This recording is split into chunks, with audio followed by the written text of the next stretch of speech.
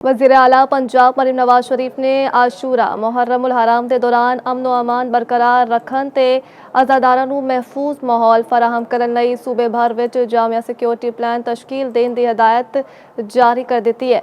वज़ीर आला ने मुतलका इदारियां नूं सख्त गर्मी के पेश नज़र जलूसां ते मजालिस ते रस्तियां उत्ते ठंडे पानी ते मशरूबात की सबीला के खसूसी इंतजामात यकीनी बनाने का हुक्म दिता है। उन्होंने सुथरा पंजाब प्रोग्राम के तहत जलूसा ते मजालिस के रस्तियां विच पानी के छिड़काव का भी हिदायत की है। मरीम नवाज ने आखिया कि रेस्क्यू 1112 फील्ड हस्पतालों ते क्लिनिक्स ऑन व्हील्स की 24 घंटे दस्तियाबी यकीनी बनाई जाएगी ताकि किसी भी हंगामी सूरत हाल तो मुअसर अंदाज में निपटिया जा सके।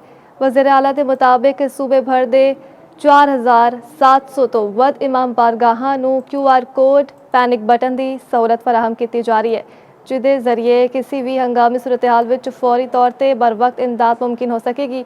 उन्होंने मजीद आख्या कि आवाम दे जानो माल दे तहफ़्फ़ुज़ नूं हर सूरत यकीनी बनाया जाएगा ते जलूसा मजालिस में शिरकत करने वाले अज़ादारां नूं महफूज पुरसकून माहौल फराहम किया जाएगा।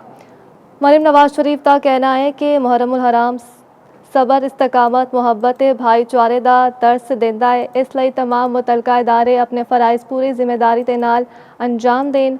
वज़ीर आला ने मजीद दस्या कि मुहर्रम उल हराम के दौरान सूबे भर विच 1,24,000 तो वध पुलिस एहलकार ते रेंजर्स दे 15,000 जवान सिक्योरिटी ड्यूटी सर अंजाम देंगे।